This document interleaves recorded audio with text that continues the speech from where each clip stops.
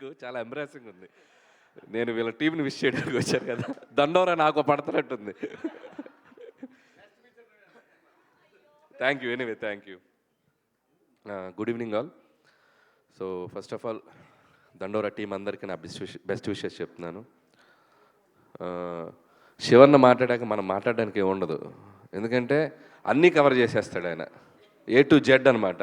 దాంట్లో అన్నీ ఉంటాయి, కాబట్టి మనం ఇప్పుడు ఏం మాట్లాడాలో ఎత్తుక్కోవాలి. నువ్వు మాట్లాడాక ఇంకేం ఉండదు అంటున్నా. వద్దయ్యా బాబు, నాకు నేను చాలా సున్నితమైన మనసుకుంది, నేను అంత బోల్డ్గా మాట్లాడలేను. సో ఫస్ట్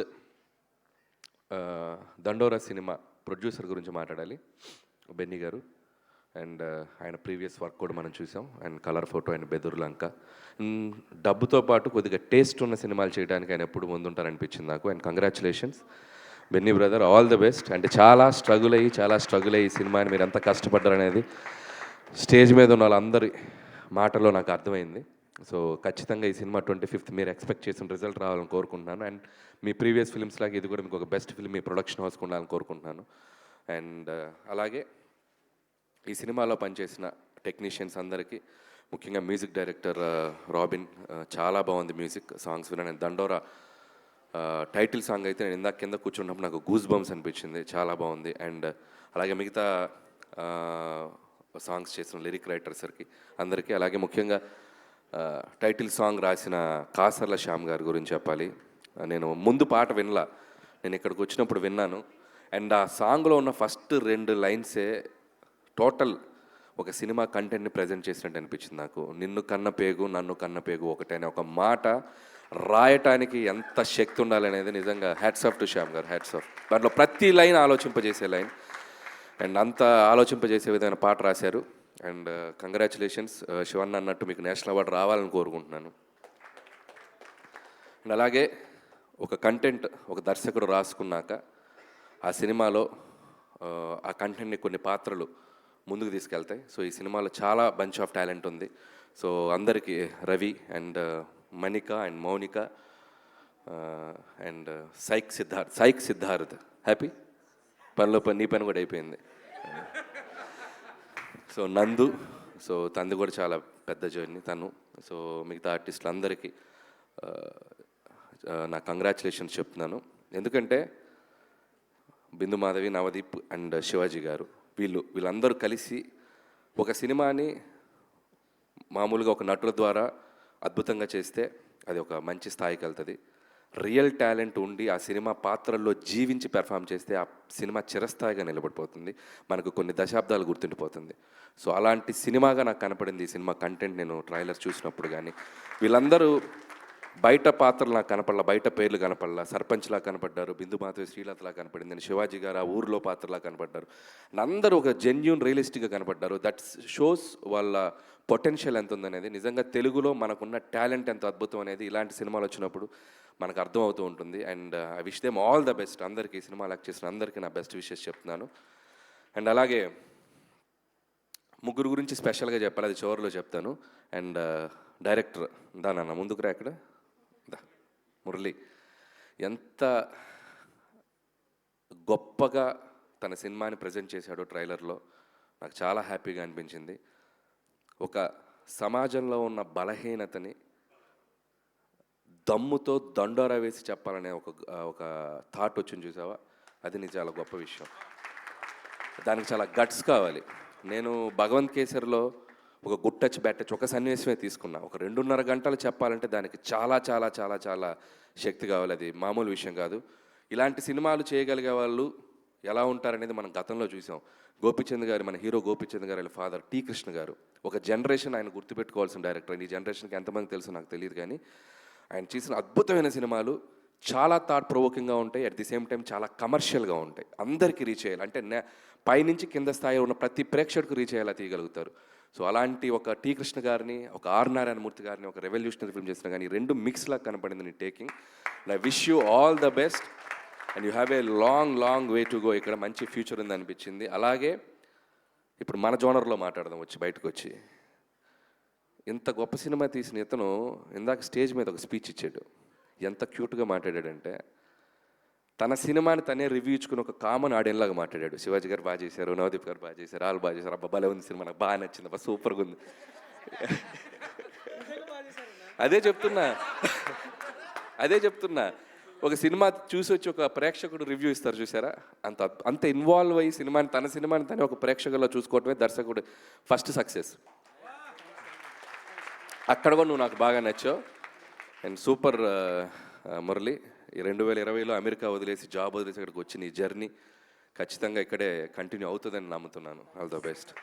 అండ్ ఇదొకైతే అయితే మన బెన్నీ ఏం ముందుకురా, ఇతనేమో ఆడియన్ లాగా మాట్లాడాడు, ఇతనేమో వార్కి వెళ్ళే సోల్జర్ లాగా మాట్లాడాడు.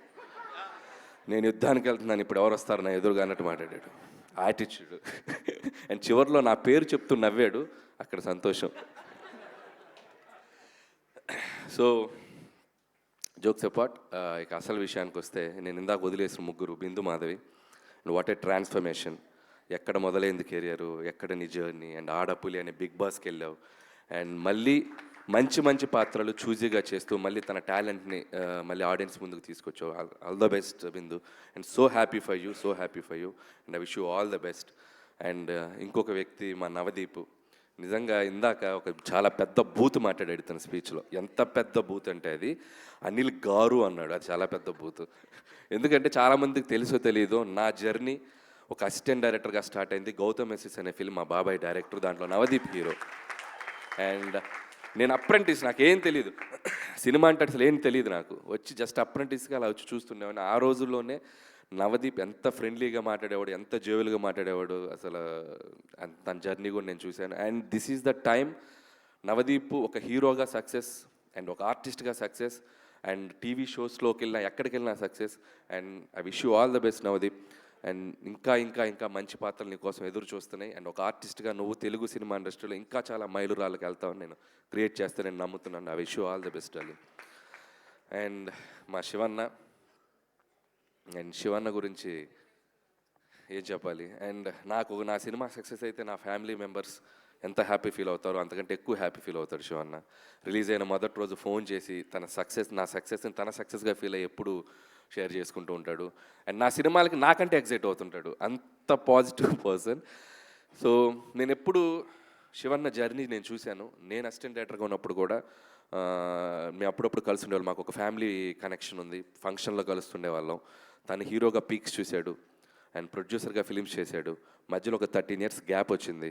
ఆ గ్యాప్లో నేను తనతో చాలాసార్లు మాట్లాడాను, అబ్బాయి కొట్టాలి అబ్బాయి, మళ్ళీ మంచి సినిమా చేయాలి అబ్బాయి, నీ సినిమాలో చెప్పు, కామెడీ సినిమా అయినా పర్లేదు, మంచి రోల్ చేద్దాం, ఏదైనా చేద్దాం. నేను ఒకటే చెప్పేవాడిని, Shivanna this is your next రెండో ఇన్నింగ్స్ ఆడుతున్నావు నువ్వు, నీది డ్రీమ్ జర్నీగా ఉండాలని నాకు అనిపిస్తుంది. నేను అనుకున్నాను తనకు, నేను మనసులో నేను పూర్తిగా చెప్పలేకపోయాను. ఎందుకంటే తన క్యాలిబర్కి, తన నటన స్థాయికి ఉండే పాత్రలు తనకు పడితే తను ఇంకా నెక్స్ట్ లెవెల్లో ఉండదని నేను ఎప్పుడు నమ్ముతా. సో లక్కీగా నువ్వు అలాంటి పాత్రలకే పడ్డావు. అండ్ ఒక మంగపతి అవ్వచ్చు, ఒక దండోరాల ఈ పాత్ర అవ్వచ్చు, అండ్ ముందు ఇంకో అద్భుతమైన పాత్రలు అవ్వచ్చు. అండ్ కంగ్రాచులేషన్స్, ఒక సినిమాలో నీకంటూ కొన్ని పాత్రలు రాయాలని ఒక రైటర్స్ని, దర్శకుల్ని ఇన్స్పైర్ చేస్తున్నావు ఈ జనరేషన్ కుర్రోళ్ళకి, కొత్త టాలెంట్ ఉన్న కుర్రోళ్ళందరికీ. Long way to go and I wish you all the best. అంతేగాని నువ్వు ఈయనంటావు ఇప్పుడు.